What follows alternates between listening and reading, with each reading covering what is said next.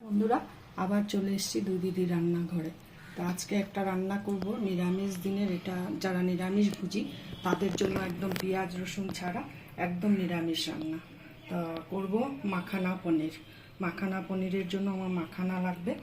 আমি এতটা মাখানা নিয়েছি। একটা শুকনো লঙ্কা লাগবে, অল্প পনির লাগবে, আর লাগবে শামরিচ, Kashmiri red chilli powder, butter, আর এটার মধ্যে নিয়েছি হলো গিয়ে 3টে লঙ্কা, আদা, টমেটো পেস্ট করে নিয়েছি, আর কিছু না।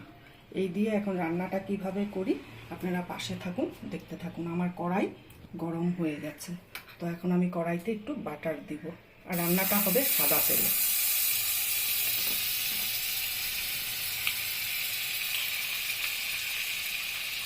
বাটারটা পুরো মেল্ট হয়ে গেছে। এখন আমি মাখানাটা দিয়ে ভাজবো।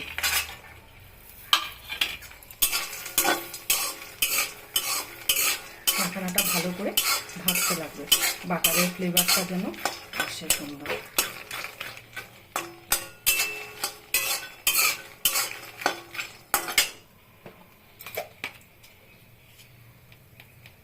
এক চিমটি নুন দেব।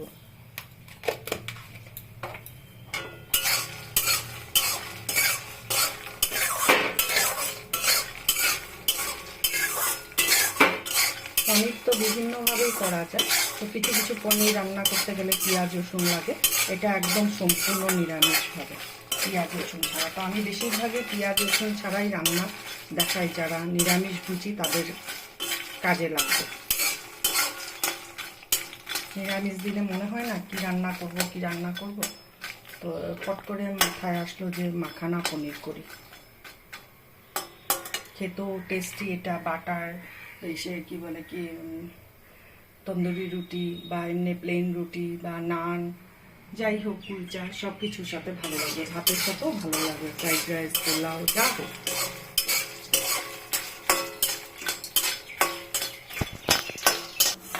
কিছু মাখানা আমার পরে লাগে, ভাজা হয়ে গেছে, এই জন্য আমি একটু তুলে রাখছি মাখানা।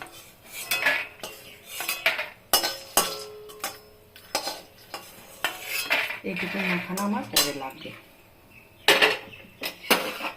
আর এই মাখানাটা হলো, এই যে মিক্সিতে পনিরটা দিয়েছি আর মাখানাটা দিলাম,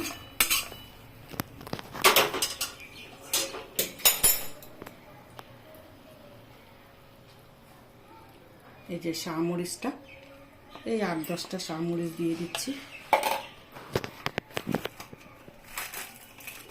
একটু গোলমরিচের পাউডার দিচ্ছি। গোটা গোলমরিচ নেই যেহেতু, সেহেতু পাউডারটাই দিলাম, আমি ইউজ করলাম। আপনাদের কাছে গোটা গোলমরিচ থাকলে, এতটা 250-র উপরে পনির, আপনারা 10-12টা এসে নিয়ে নেবেন, কি বলে গোলমরিচ নিয়ে নেবেন। এখন দেব জল,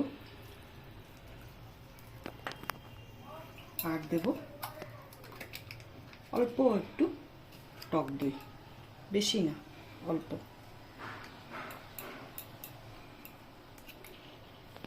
প্রথম কাজ হলো এটাকে এখন আমি মিক্সি করব। এখন আমি মিক্সিতে এটা পেস্ট করে নিব। একটু জল লাগবে, স্মুথ পেস্ট করতে লাগবে এটাকে।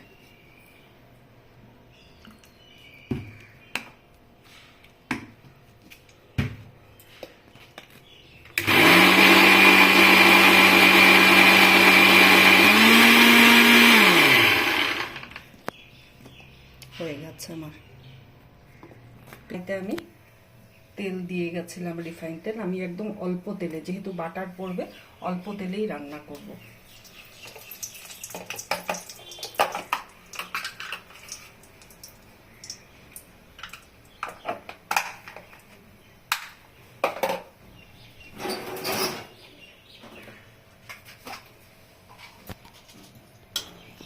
এখন আমি দিব 1 টুকরা দারচিনি, 2টো এলাচ আর সাজিরে ফোড়নে দিব।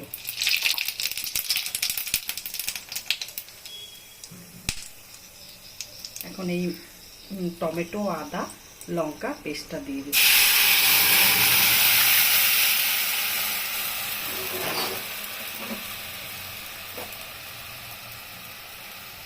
আর দেবো একটু ধনে গুঁড়ো, অল্প। এটা তো সাদা রান্না হয়, এটা হলুদ না দিলেই চলে, তবে একটু জাস্ট 1 চিমটি হলুদ দিচ্ছি।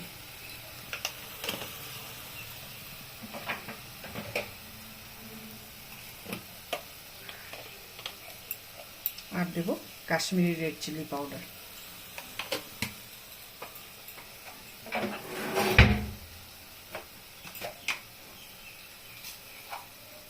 এখন দেব নুন, 1 চামচ দিলাম। এটা একটু মিষ্টি মিষ্টি ঝাল ঝাল হবে, আর 1 চামচ দিচ্ছি, ব্যাস এতটাই দিব, আর দিব না।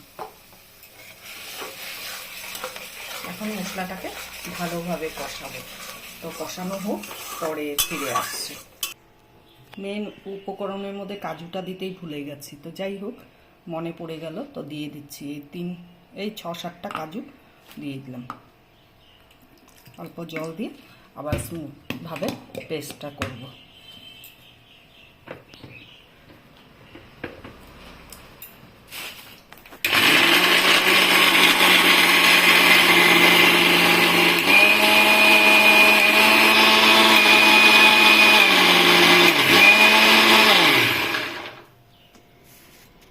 একদম স্মুথ পেস্ট করে নিলাম।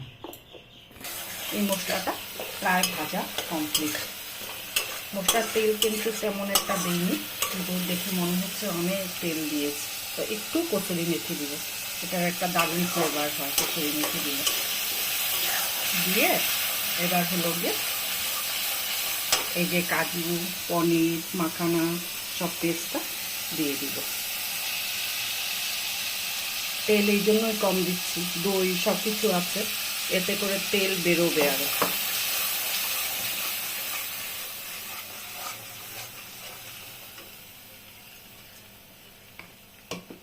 এখন খুব নাড়তে হবে, কেন কি কাজু আছে না, লেগে যাবে। কাজু যেই জিনিসে থাকে সেই জিনিসে খুব নাড়তে হয়।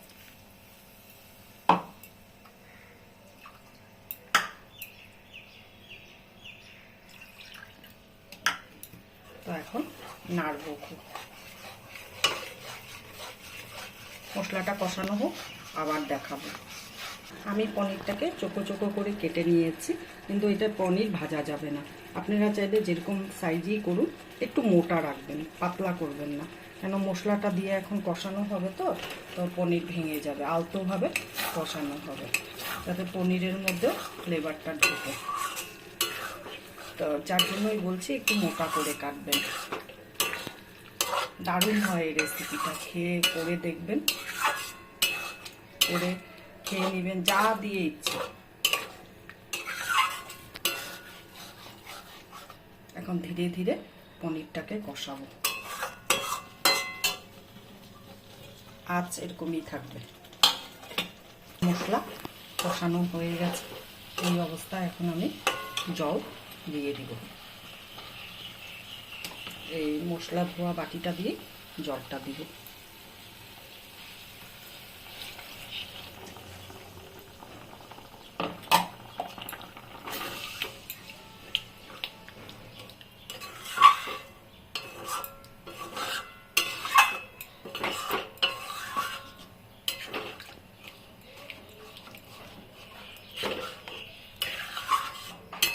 ঝোলটা ভালো করে ফুটুক, তারপরে পরবর্তী স্টেপটা আবার দেখাবো। এই যে ঝোল পুরো ফুটে গেছে, এই অবস্থায় আমি মাখনাটা দিয়ে দিলাম। এখন দেব চিনি, 1 চামচ দিলাম, আর একটু দিলাম।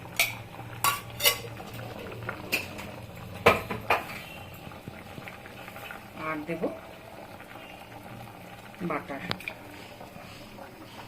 এতটা দিলাম বাটার, কারণ তেলও কম, আর বাটারটা যদি না দিই ভালো লাগবে না। কাজু আছে না, লেগে যাচ্ছে। এটা কিন্তু গ্রেভিটা ঘন হয়ে যাবে কিছুক্ষণ পরে। একটু কাজু আছে, মাখানা আছে, সব কিছু আছে। আমি গ্যাসটা অফ করে দেবো। এখন বাটারটা দিয়ে দিলাম, দিয়ে গ্যাস অফ করে দিলাম। এখন নামিয়ে ফেলবো। তো আমার এসে কি বলে মাখানা পনিরটা কেমন লাগলো একটু প্লিজ আপনারা কমেন্ট করে বলবেন। আর হলো গিয়ে নতুন বন্ধুরা এখনও যদি চ্যানেলটাকে সাবস্ক্রাইব না করে থাকো প্লিজ করবেন। আর হলো গিয়ে পুরোনো তো ভিডিও দেখেন, পুরো ভিডিওটা দেখবেন, নিশ্চয়ই ভালো লাগবে আশা করি। আর এটা সব কিছুর সাথেই খাওয়া যাবে। তো রাখছি ভিডিওটা, টাটা।